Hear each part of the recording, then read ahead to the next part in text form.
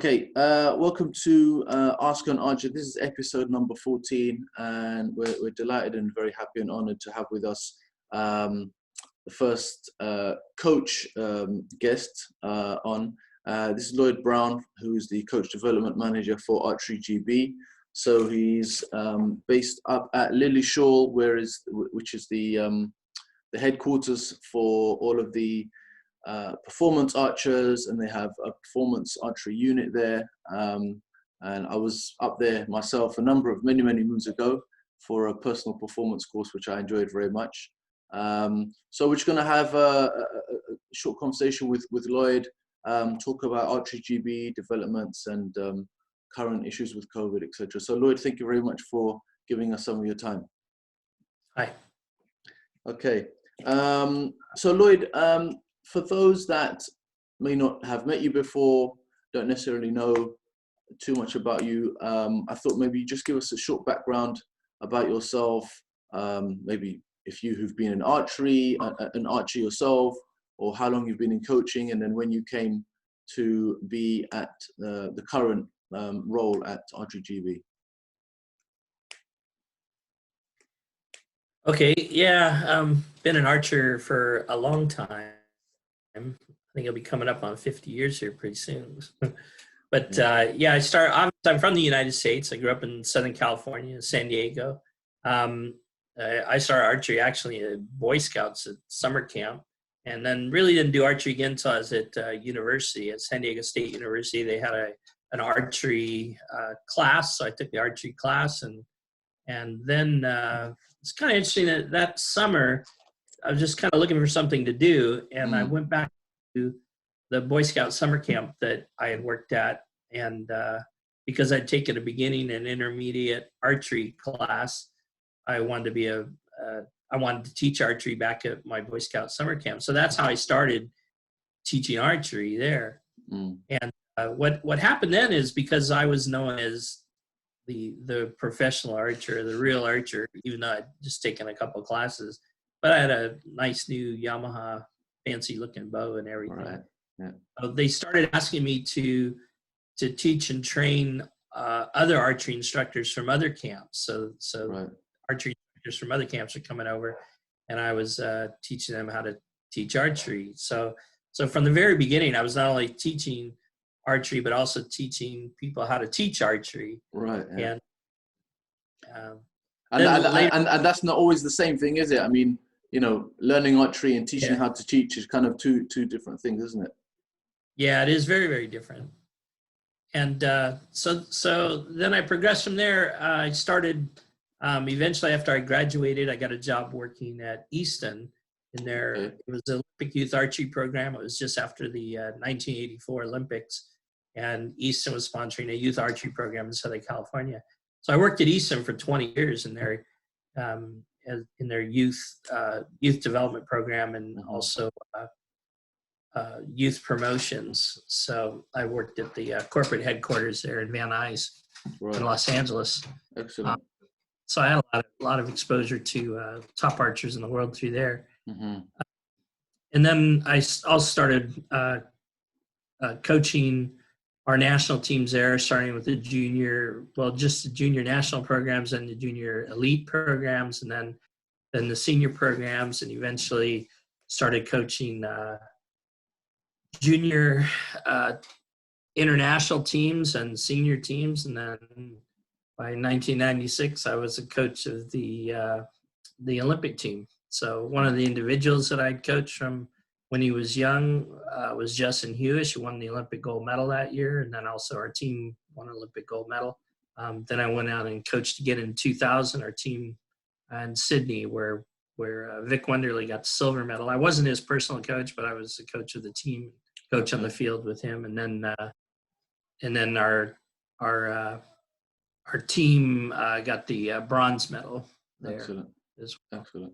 So then I continued coaching, and eventually I got an opportunity. I was coaching at the Olympic Training Center in San Diego, and then wasn't until 2009 there was a advert for ArcheryGB was looking for a an Olympic coach to coach the home team in 2012. Yeah. And I applied. I was kind of surprised. I got a response. They flew me over and did an interview, and I got hired. So at the beginning, it was at the very, very end of 2009, we moved over and started at the beginning of 2010. So then I coached the Olympic team through about 2015, and then I started doing the coach development, working with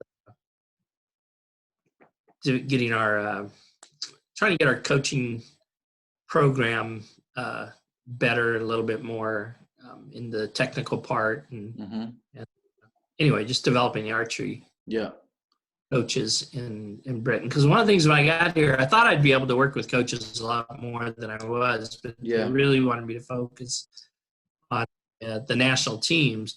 Because one of my goals was, I said when I leave, I wanted ArcheryGB coaches to be some of the best in the world. Sure.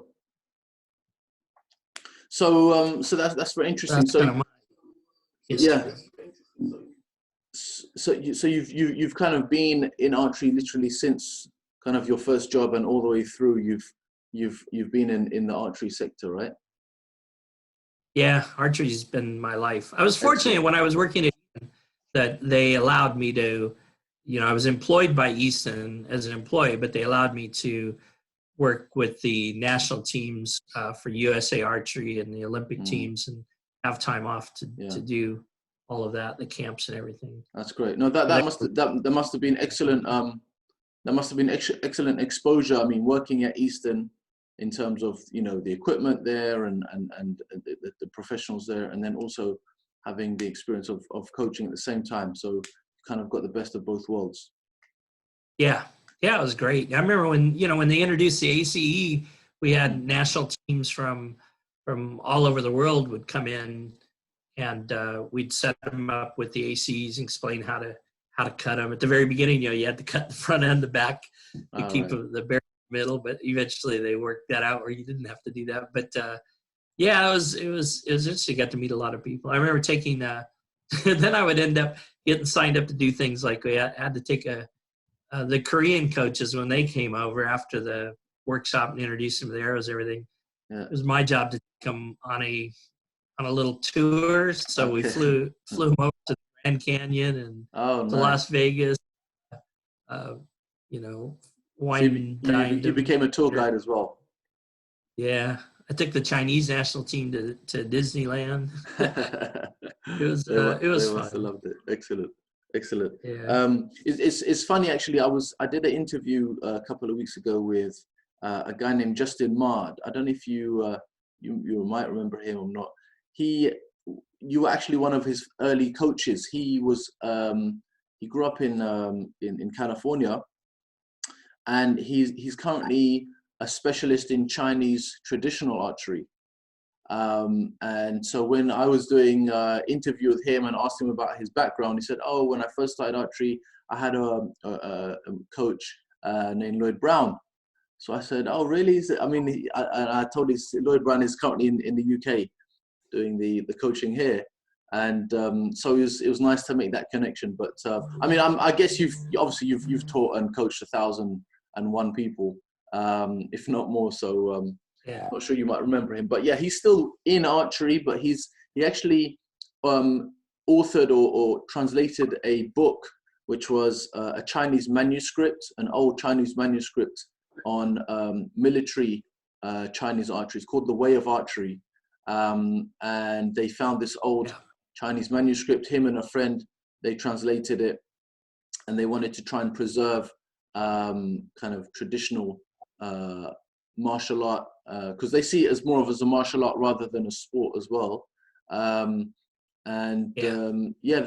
done very well with the book and being able to maintain that link and that cultural link with them. He also specializes in pulling heavy bows, because that was the practice of armies back in the day. They would have to learn how to pull in excess of 80, 100, 120 pound bows, which a lot of people think is not necessarily possible, but that's something that they've been trying to maintain. But I just thought it was an interesting connection there that you had taught him. Okay, let me ask you about, firstly, we'll just kind of talk about current day path for level 1 and level 2 coaches. I mean, we don't want to necessarily go into too much detail. I mean, people can find out online. And I understand, you know, year to year, these things are in flux. They change for whatever reason.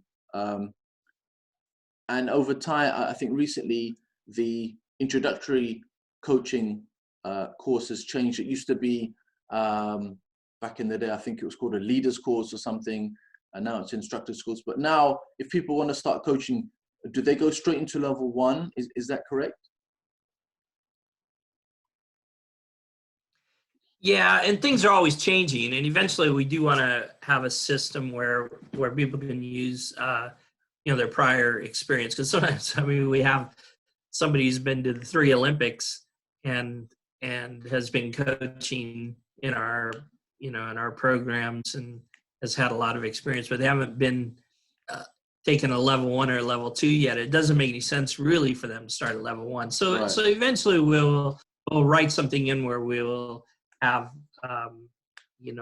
prior learning to be able to have some people move up into the higher levels. We haven't, a lot of what we're doing right now is still just kind of in the development phases, but we have restructured the courses. So level 1 is called session coach, and level 2 is a development coach. And what we're really trying to do is design the courses around what the people need to know for the environment that they're coaching in. Also felt there needed to be a lot more on the technical side, especially drills and skills and how we teach and coach beginners. And a lot of that, we're really, the basics of archery are the same, whether it's longbow, right, or Olympic style recurve, whether somebody's going into performance or whether they just want to be recreational, learning good skills. And there's a couple of things that I put a big emphasis on, and one of those is that I want coaches to teach people how to learn to shoot, not just teach them to shoot. And it's kind of like the thing about giving someone a fish or teaching them to fish, but it gives them more autonomy, gives them more a feeling of ownership of what they're doing, and I think helps them progress better. So there's a lot of things. They look like small things, but they're actually quite big in the philosophy behind what we're trying to do. I actually went back to school and got a master's degree in sports coaching from University of Birmingham. Right. Okay.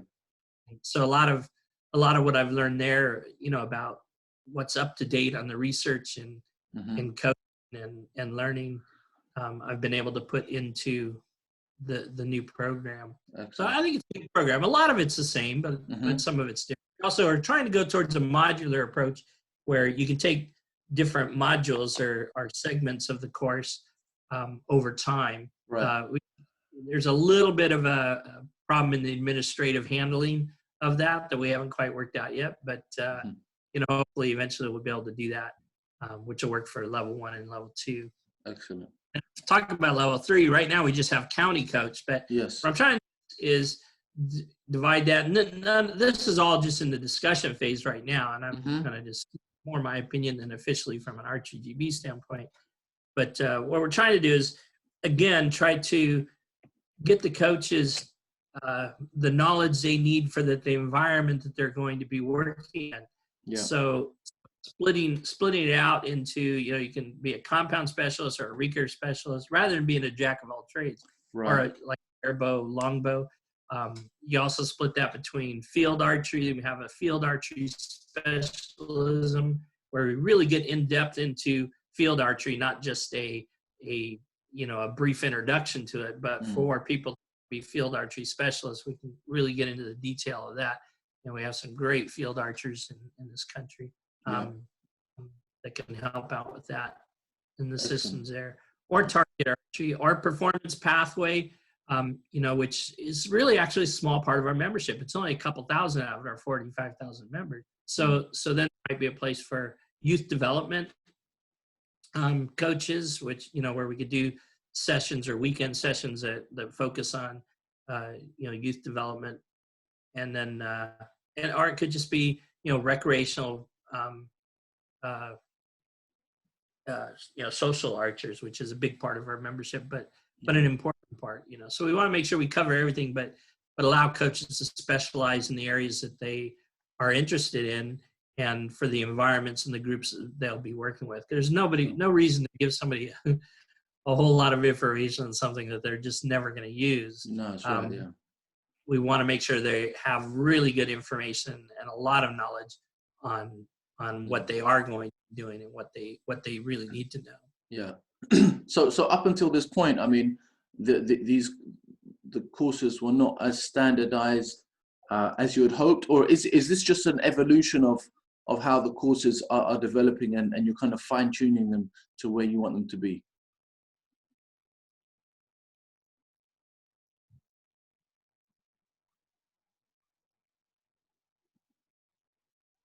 Did you hear me, Lloyd? Sorry, did we cut out there? No, you froze and I missed a lot. All right, no problem. So what I said was these changes that we're seeing in these courses, is this just an evolution of how the courses are developing and you're fine tuning them to get them to a point where you want them to be? Yeah, and I think one of the problems is when we write a course, and the same thing in the United States, that the materials and the course content and everything can go for 10 years, but the sport changes and research changes. So, my idea is to keep it continually evolving. It's like for the beginner's course, one of the things we're teaching the level 1 and level 2 is that a beginner's course shouldn't be the same. Some clubs run the same beginner's course every year for the last 30 years. Right. What we want them to do is learn to think about it, learn to reflect on how it went, get feedback from the participants, and then also discuss with their peers, with other coaches, how things went, and redesign the course every time so that they have a different course every time. And different clubs will have different courses because it can totally depend on their audience. What kind of group, is it a group of older people? Is it a group of younger kids? Is it, a university club? Is it people that are interested in performance or recreational? It could be is it a field club, or predominantly barebow club that people are going into. So a beginner's course can be different. It shouldn't be a one size fits all, but it to meet the needs of the participants. And that's an important part of what we're trying to teach, is get what we call thinking coaches rather than just following robots. Robots, what they're told. And then, so we want the courses to do the same thing. We'll review them and we can make changes as we go. Part of the reason we're using now the learning curve, kind of all of our content for learning will be online, and it's easy to update and change that. Things change in the sport. The sport has evolved a lot, and shooting technique has evolved. And of course, equipment is changing.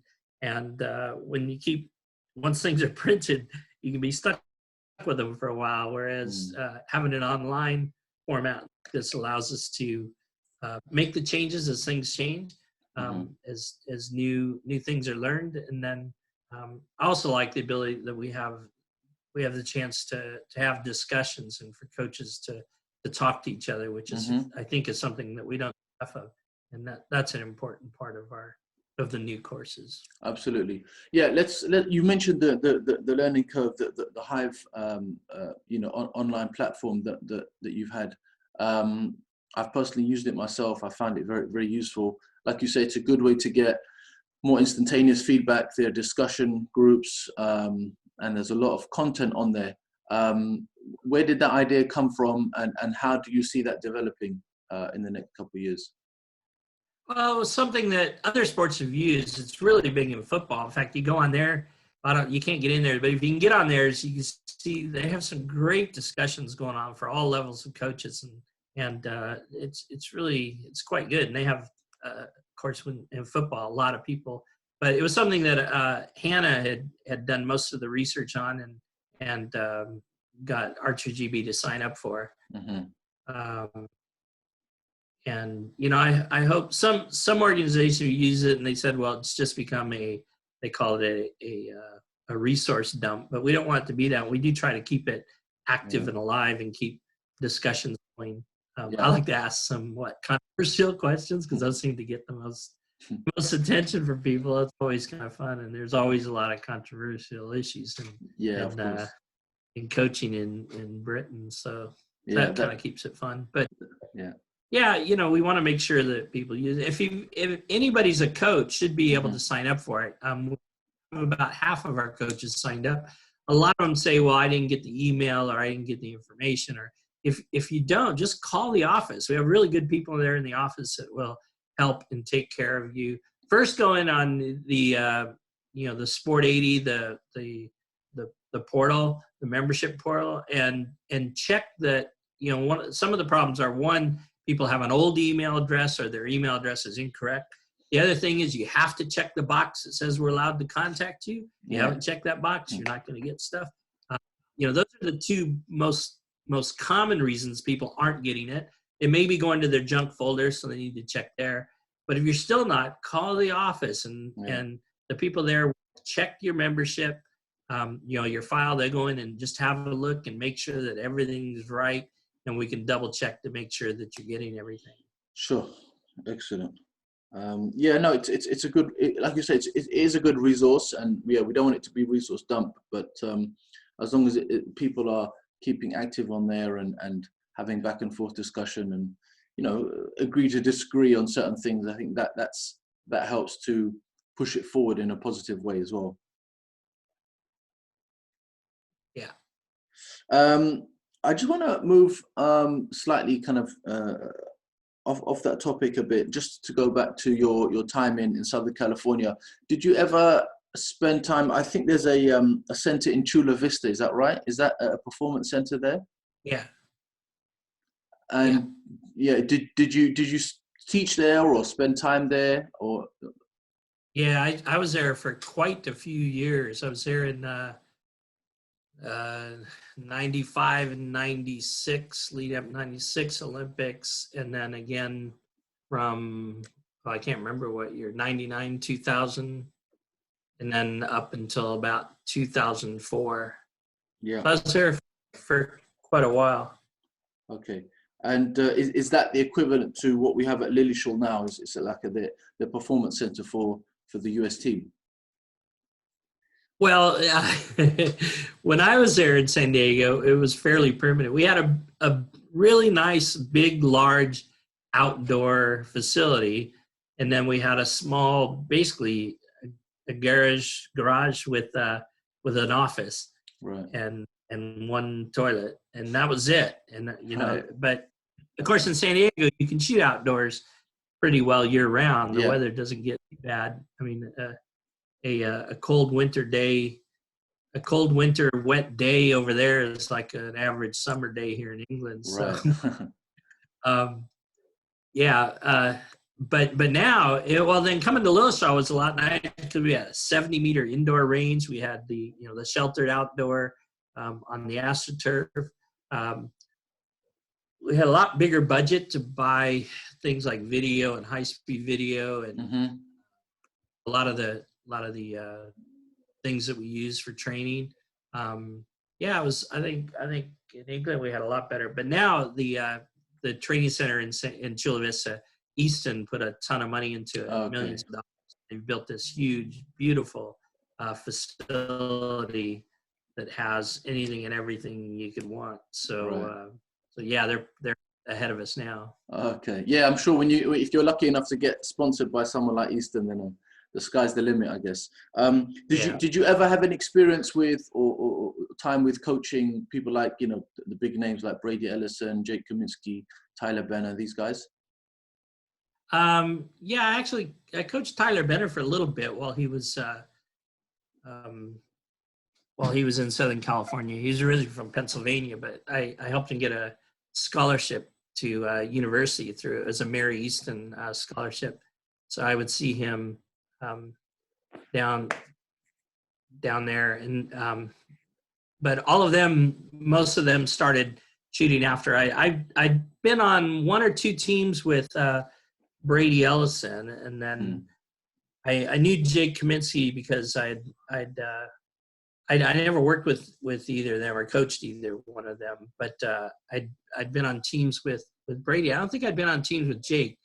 I think he came a little bit later, but he was still at the training center while I was still going out there. Like I worked with Jake on doing some videos for coaches in the United States, and I still use those videos on our stuff because they're like on the execution videos. Yeah, that's right. Yeah, there was a couple of because he was a really good sport about allowing me to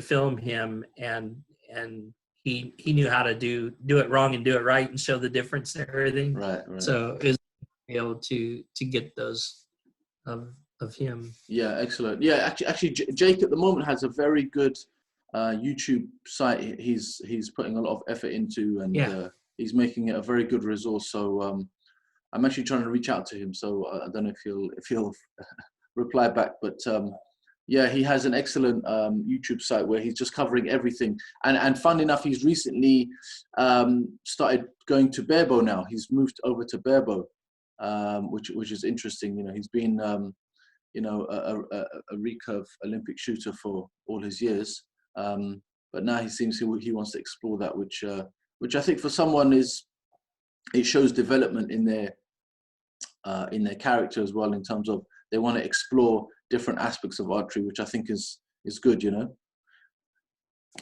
Yeah. I want to ask about coaching culture, say from the States and to the UK. Is there a difference? Is it quite the same? So, for example, the top guys in the States, would they be fixed with one coach throughout the whole career, or would they pick and choose, or is it very much like I don't really need to be coached too much, just give me a little bit of advice now and then? How does it work, and how do you find the difference to coaching here in the UK? What is the culture like? Is there any difference? I think a lot of the ways it's the same, and in some ways Britain might be 10 years behind the United States on some things. When I first came here, I remember I would do seminars for coaching. I asked how many coaches are being paid for coaching, and in a room of 100 coaches, none of them would raise their hand. Nobody was being paid for coaching. Whereas in the U.S., there's a lot more coaches that do charge and get paid for coaching. And I always thought it was kind of funny because in the U.S., it used to also be that way, where coaches always said, "Oh, I need to give back to the sport," and they don't charge for coaching. They don't charge for their time. So there's not really much professionalism. And it's really funny because you don't see that in other sports, And I always tell coaches, I've got 2 kids, and I can't find them free violin lessons. I can't find them free tennis. I can't find them free golf lessons. And sometimes I wonder that parents don't even think it's kind of fishy that somebody wants to coach their kid for free. There's something up there. So I don't know. I started in the United States. We started an organization, myself and Doug Ying, who used to work for the Archery Manufacturers Organization. And we called it was NADA. It was National Alliance for Development of Archery. And a big part of that was helping coaches make money coaching, and also doing instructor courses, level 1s and level 2s, and setting up programs for teaching groups of kids and stuff, because there just wasn't enough of that going on, so it was good for growing the sport. And a lot of that was just getting things like professional liability insurance for coaches, and helping them with equipment for groups. I think it's maybe a double-edged sword, because if you, like you said, coaches want to give back to the sport, they want to do it for free, which is awesome. But if but they still have a full-time, maybe 9-to-5 job. They've got to pay their bills, etc. So how much development can there be if they're not on it full-time? However, if they are on it full-time, then they can really push the barriers a lot further if they're being paid for it and focusing on that 100%, right? Yeah, well, I think it'd be hard for a coach to be full-time, but what we say in the United States, is just, if a coach is just making enough, on the coaching to, part-time, they still have their regular job and everything, but enough to make their car payment, Yeah. it wouldn't be that hard to do. But, I think it's important that it kind of sets up a contract, when you have a volunteer coach in a volunteer club and, the archers show up and the coach is there. And, one of the things, in Great Britain, I thought was funny is there was kind of an unwritten rule, but it was common in the culture that coaches aren't supposed to help anybody unless they're asked. And the whole idea of if you could set up a time where, the archers come in and they pay for coaching and the coach is paid to coach, and it kind of sets up a contract where the coach comes prepared to give his time to focus on, have a plan of training for the archers that come in to work and that want to learn and to want to develop their skills, rather than archers just come out to the range and there's might be a coach there, but the coach isn't really helping. I mean, we do surveys of the membership and member satisfaction with different parts of organization. There was, a lot of times there were comments that they just didn't feel like they were getting the help that they needed. So we're trying to get the coaches to think about, how to better, interact and work with the archers, because we think that will help with retention. One of the programs we're working with is through the University of Birmingham is Empowering Coaching, which is looking at, basically takes the science behind what motivates people to want to participate in any activity, and we apply that, to the coaching and how they coach, and it gives a better experience to the participants that are taking part in the sport, and hopefully that will give us higher retention and more people enjoying the sport. Yeah, excellent. Moving on to kind of now at the Olympic level, in the last 5-10 years, a lot of countries have really come up and won a lot of different medals that were not winning those medals before. And it's no secret to anyone that countries like Korea have just been dominant throughout, from each one Olympic competition to the next every 4 years, and they continue to be strong. In your view, why do you feel that Korea is so dominant, and they've been so dominant for so long? It's one thing to be dominant at one Olympics, for example, but to be dominant every 4 years and in between, they have to. I mean, they must have some kind of good formula or setup that they have. I don't know what experience have you had with Koreans, and why do you think they have been so dominant? Well, I've been over to Korea quite a few times. I've talked to Korean coaches, had long talks with Coach Kim and also Coach Park, who owns Win and Win. And I've also actually managed to get out to some of the Korean school programs and see what they're like in action and stuff. And part of it is early on when Korea, they decided that they wanted to put a big emphasis in just a couple of sports, and archery was one of them. Right. So they put a lot of resources into archery, and even now it's institutionalized. They actually don't have a lot of archers in the country because it's you have to be selected into the program. You have to progress. I asked one time, what about if you get a kid that just really, really loves archery and really wants to shoot and go to competitions, but they're not very good, happens, and they just go, no. Now we're thrown out. You can't just play as you want to play. Okay. You gotta be good enough to make the next level. And they start with, I think it's over 150, maybe 200, elementary school, where they have a full-time coach that work with the kids about 6 hours a day. Wow. They have kind of a shortened, and it's 6 days a week. Wow. And you know, so from the beginning, I mean, their standard is already, you know, kind of high up there, yeah. and the government is already backing it, so they're already a benefit there, upper hand. Yeah, and the coaches that are coaching them are not. They're people of they're archers that have been through the program that were. I think you know. Last time I talked to a couple of Korean coaches, they said that you know those coaches are all archers that have shot a minimum of 1340s in their careers. Wow, right. In other words, they weren't successful. They didn't make any world teams or Olympic teams, but they've shot 1340s. Yeah. You know, these are the ones who are now coaching the kids. You know, so it is a you know, there's a professional, you know, there a career opportunity for them, you know, as an archer. So as they come up, you know, they at the elementary school, then they go to the junior highs, and then to the high schools. At every level, there's a cut. Only the best go on. Then they go to the university teams, and you know, some of the university archers make Olympic teams and even win Olympic gold medalists. Some of them were still in university, and then from the university teams, they actually have corporate teams. So there's some of the corporate Hyundai, Korealand group. Sometimes it's a city, like City of Seoul sponsors a team. And when I was there, it's quite a few years ago when I was talking to, I think, Coach Park, and he said there's 27 of these teams. They'll typically have 6 to 8 archers.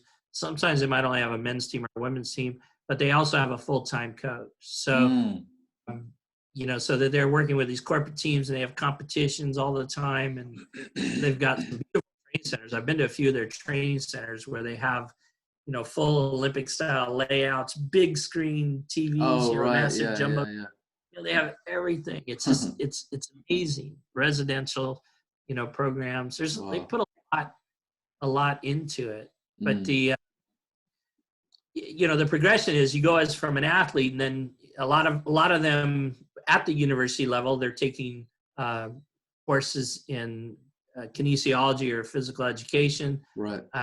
Then, you know, if they don't make it onto a corporate team, or if they've been on a corporate team for a while and they get dropped, then they go back to the bottom and they start teaching at the elementary school. So you got these people all the way through this program, and then they're becoming the coaches. And then of course the best coaches at elementary get hired to move up into the junior highs and into the high schools, and then into the universities, and then from the universities onto the corporate teams, and from the corporate teams they get hired into the it could end up being one of the national team coaches. So, you know, it's an awesome career progression, and there's so many professional coaches with so much experience, and that's why they get then recruited and hired, you know, throughout the country. I think there was like over 50 countries that had Korean coaches. Yeah. You know, so it's kind of like a self-sustaining system where, you know, they've got, you know, such kind of high quality archers. Even if some of them don't make the cut, they drop out, they're still going to be excellent coaches, and they can start feeding the next generation of archers coming through, right? Yep. Yeah. So obviously based on that, we don't really have anything like that in the UK. Is that something that you would like to see in the UK at some point in the future, or do you think that's just not going to work here because we just don't work that way, and we just don't have the government backing, etc.? We just have to work a bit differently. Yeah, I think we have to work a bit differently. You know, Korea is the only country that really has a system like that. I think Russia kind of did as well, where they would, you know, bring people with potential in and put them into highly concentrated programs. That's why the Russians used to be, and still are, quite strong in the sport. But not very many other countries do that. Some will have, you know, like France has regional training centers. I think they have 3. And then they have a national training center, which are resident programs. The neat thing about those is they have kids in them, and they have special school programs set up for them, you know, which does quite well. Some of the other countries have, you know, specialty sports schools. I'm kind of surprised Britain doesn't do more, because we're such a big sporting country, like really big into sports, really big into the Olympics, high medal count, but we don't integrate the school system with the sporting thing very well, which it kind of surprises me because I think there's a big missed opportunity there. Sure. Especially for sports like archery. Yeah. Yeah. Yeah. I think we don't have to do it that way, because like I said, we do want to have. That's the other thing about Korea. Their organization, the National Association, is small. They only have like 2,500 archers because some get cut and because you don't have recreational archers. They also, if you look at them in the past, now they're starting to do compounds. But before, Koreans never did indoors. They never did field archery. They never did compound archery.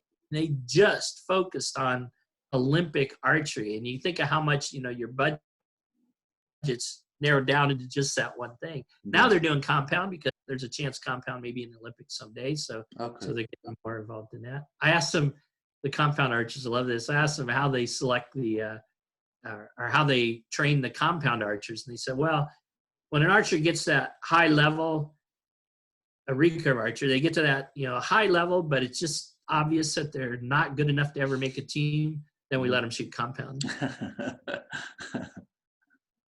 Interesting. Yeah.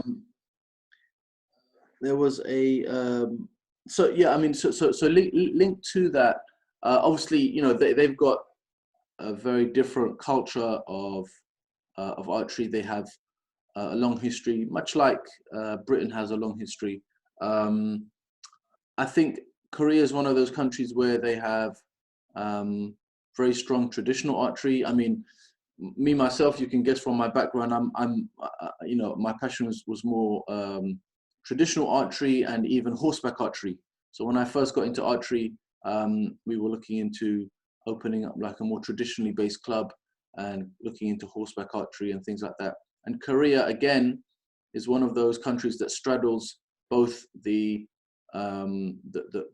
modern and the historic, because they were also well known throughout history for being very strong in many different wars. They have very particular type of Korean traditional horse bows, which are very well used throughout the world and a number of different competitions.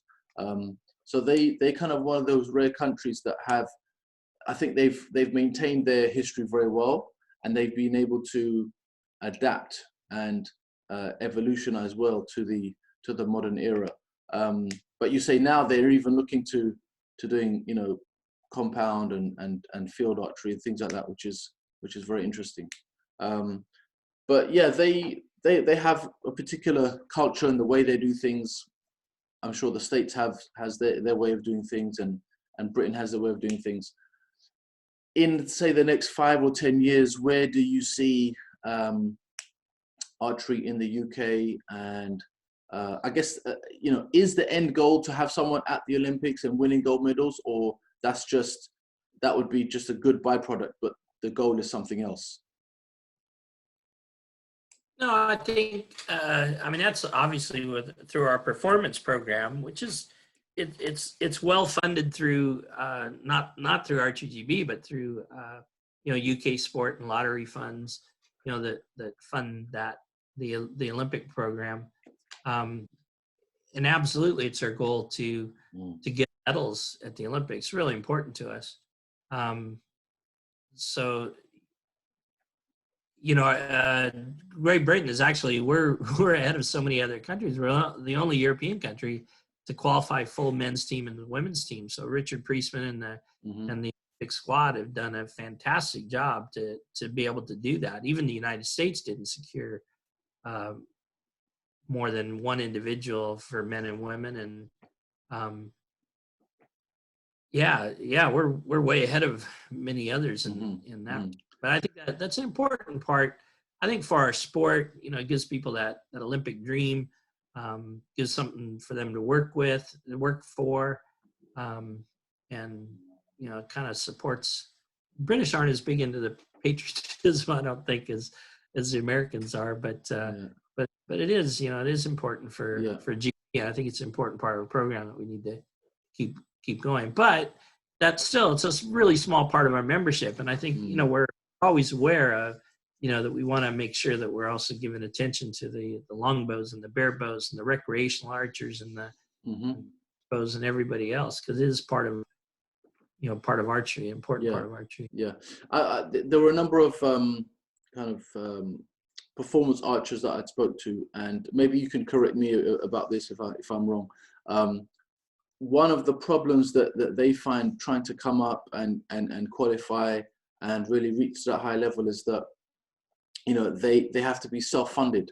So there's not a lot of sponsorship out there. There's not necessarily a lot of sponsorship top down from the higher echelons of ArcheryGB, and they find it difficult then to have a full-time job and then get their extra training in, and then pay for traveling around the country, going to this competition, that competition, even new equipment, things like that. It's down to them. Whereas I would assume countries like maybe the States, Korea, the archers are better funded. Is that also a reality that we have here in the UK, which could be a cause of why we don't have ultimately as many people on the podium, I guess? Well, British archers individually are a lot better funded than American archers. U.S. archers are not very well funded at all individually. And only the very, very top ones get that kind of sponsorship. But British archers, it's kind of funny how with UK sport, the way they work, that you need to, after you medal or you get to a certain level, then you can get funding. So, but getting there require, personal funding, a lot of sacrifice. I mean, to be an Olympic archer is there's a lot of sacrifice. I don't think people realize what people are giving up. I mean, they're the goal to go to the Olympics, and our top archers a lot of times are giving up a lot of their education, their careers, their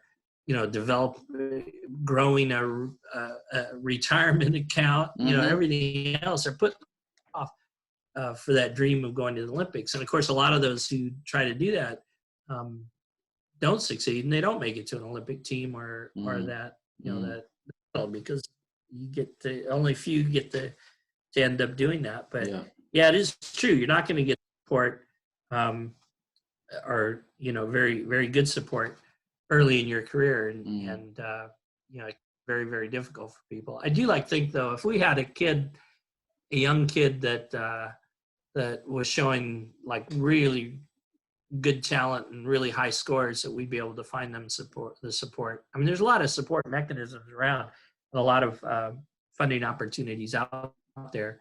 But is that something they would have to try to? They would have to look into themselves, or they could get that support through ArcheryGB as well?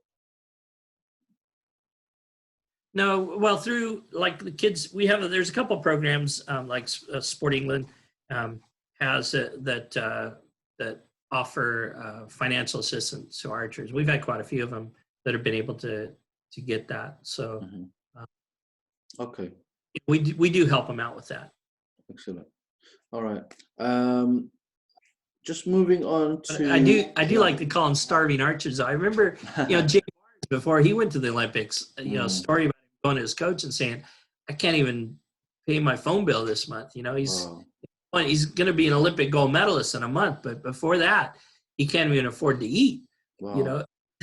So I do call them starving archers. A lot of times, it can be very, very difficult. Unless parents that are supporting you, or sometimes they have an employer that allows you time off. I'm amazed that like Tom Hall managed to finish his PhD while he was training, getting ready for the World Championships, to earn a spot on the team. That's pretty amazing to be able to do amazing. That. Yeah, he's probably got very good time management. Yeah. Smart kid too. So moving on to the characteristics of kind of what makes a good archer, and then what makes a good coach, and what is the importance of a good relationship with those two, in your view? Well, I think that you have to have that right personality between a coach and an archer. It does become a very close relationship, and I say sometimes it's kind of like a marriage, not a marriage, but like that, in that you have to be able to get along at a certain level. If there's a big conflict in personalities, it just won't really happen. So I think our archers need to think about what's going to make them successful in their selection of a coach, somebody they can trust and believe in. But what makes a good archer? The number one thing for an archer is confidence. They really need to be confident. They need to be willing to work hard, do whatever it takes. Just developing basically all their skills. They got to have good technique. They got to be strong enough to shoot that technique. They got to have good mental skills to be able to do it under pressure and practice to do it under any conditions. And then, of course, equipment set up and tuned properly to make it all happen is important. And to be a good coach, a lot of coaching is just having that personality that you can get along with people first, because especially if you're working with a lot of different people, it takes a lot to be a coach. A coach is expected to be kind of a master in a lot of things. Almost expected to be a sports psychologist, an equipment technician, an engineer, a counselor. Of course, knowing the sport, and a counselor and everything. It's there's a lot. A strength and conditioning coach. There's a lot put on a coach. But I think they do have to be somebody that has the right philosophy and the interest of developing the athlete as a person as much as an archer. But I think it's great when you find that right combination of coach and athlete. I think you can do a lot with that. Yeah, definitely. Current day situation with COVID, obviously it's been a curved ball for everyone in all aspects of society. How has ArcheryGB dealt with the current situation, and what are the next couple of months going to look like for archery clubs and archery as a whole in the country? Yeah, I mean, this has hit everybody in the world and every organization and everything. So I can't speak officially about British archery, of course, yeah. And I don't always know. I've been furloughed, so I'm actually off right now. Part of ArcheryGB's is, they're thinking about the future, and a big part of our membership comes from the beginners courses, and our income comes from the membership. And there's a big concern that we'll have a big drop in membership because we're not having the beginners courses, we're not having all the summer archery going on and everything. So they're concerned about the organization managing the finances of the organization and staying alive, and that's why they're doing some of the furloughs and things. But the people that are working really, really hard to keep up on. I mean, they're just constantly trying to find ways. How can we get clubs started again? How do we support them when they get, how do we make sure we're doing it right? The government, we really have to follow the government advice, but the government's really good on putting out, they have the phase 1, phase 2, and what that can look like and how we can get back to sport. And, I think, ArcheryGB is an organization. It is made up of, and I think people forget this. I mean, there are people, with families that they really do care a lot about our sport and a lot about the organization, a lot about the members, and they work really hard to try to satisfy the needs of as many as they can. Of course, they end up with a lot of criticism, but so does the government, doesn't it? But there are people that are working really, really hard to make archery better for everybody. But this is kind of a hard time, but we're following government guidance, trying to keep up on it and get the information out and get clubs and archers back to shooting as safely but as quickly as we can. Yeah, we got a couple of messages from some local clubs who are have kind of limited opening times and they're limiting the numbers of people that can shoot. So it's like a first come, first serve basis. So they might only allow 10 or 15 people at a time, and then they can come on one day and another set of people on another day. So it's very much kind of take it day by day and play it by ear, but go according to the government guidelines, I guess. Yeah. Yeah. But to do beginners courses, there's just no way with shared equipment. No, exactly. You just can't get close enough to Archer to help them. So that's one of the things we want to get back to as soon as possible, but it's just not possible yet with the current guidance. So we just have to wait and see, like everybody else in other sport. Yeah. So when I messaged a number of groups that I would be interviewing you, they threw a couple of questions at me. So one of the maybe stranger ones, and I'm not sure if it's something that you could answer, but there's a small cohort in the UK of people that, like I mentioned, that do traditional archery, not just the longbow, but the horsebow and horse archery. They wanted to ask, will ArcheryGB ever consider horsebow archery as a valid category with all the rights that have been issued to longbow archers as well? And if not, then why? I honestly, I don't really know at all. Sure. I can't even guess an answer on that. Yeah, no, I understand. It's a bit of a specialist answer. That's something for maybe another group. But I mean, your particular remit is just focusing on coaching itself rather than the different categories of archery in ArcheryGB, right? Yeah. I see. Excellent.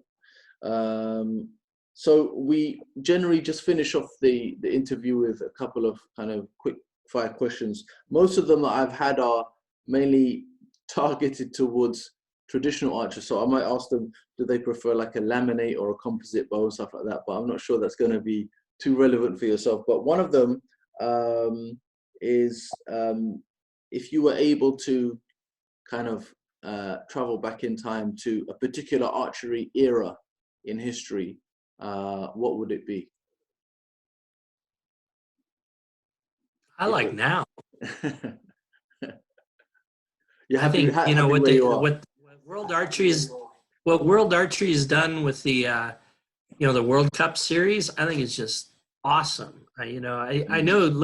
Well, Justin, you won in '96. We didn't have a World Cups back then, but I mean, this format would just absolutely, he would just love it. I mean, and I love it. I think the World Cup series, the elimination rounds, the head-to-heads and stuff, I think, and how they're televising the show that they put on, I think it's just fantastic. I love it. Yeah, I think they've kind of made it a little bit more kind of sexy, I guess, in terms of got big sponsorship names. They've done it in fantastic arenas, fantastic locations, some of them shooting over lakes and with beautiful backgrounds and things like that. So I think that really encourages a lot more attendance and attention from people worldwide who wouldn't normally watch archery, right? They try to make it a bit more exciting. Yeah. And it showcases the archers, it really lets them show off their stuff and become a little bit famous, Yeah, absolutely. You mentioned World Archery. They have a center in, is it France or Switzerland or somewhere like that? Switzerland, Lausanne, yeah. And I guess that's another world-class facility that people can go to and train at as well. Yeah, I'm not sure how they're open for training, or I really don't know. But I have been there. It's a really nice facility. They've got some great things going on there. Yeah, I'm sure it's up to date. All the tech stuff is there as well. But excellent, Lloyd. I'd like to thank you for your time. We'll call it a day there. I appreciate your time. It's been very interesting to speak to you and pick your brains on a couple of things. We should just say what Lloyd has been talking about is from himself. He's currently not at ArcheryGB at the moment, so he's not. His views are his views and not ArcheryGB views, just to make that clear. But I don't think he said anything too controversial at the moment. But we appreciate all your hard work, and we hope we can get back onto the range as quickly and as safely as possible. And I hope to maybe meet you in face at some point, hopefully soon. Yeah, well, thanks for having me on. And oh, by the way, you know, Yes. if you want to start, if you have a lot of interested horsebow people, you know, on the learning curve, you can also start your own groups. And you guys can Right. get your own, community of practice of going, and you can start developing your own resources to put in that group, and you know, and Okay, we'd support that however we could. So you know, think about that. We're definitely not excluding anybody. In fact, you know, eventually we'll have more and more on that. We have some people that are working on doing some longbow content for us, which we hope to get out pretty soon as well. Okay. And we'll get some barebow stuff and more on field archery. You know, we want to continue to grow and expand it, make sure that we got something for everybody, for all the coaches. Excellent. No, that's good to know that there's a more of an open-minded approach to it, and Yeah. we'll definitely let them know through this interview that they can start up their own chat forum on that site. Yeah. Appreciate that. All right, Lloyd, you have a good day. Thank you very much. I'll speak to you soon. Okay. All right. Okay. All right. Bye. All right. Bye.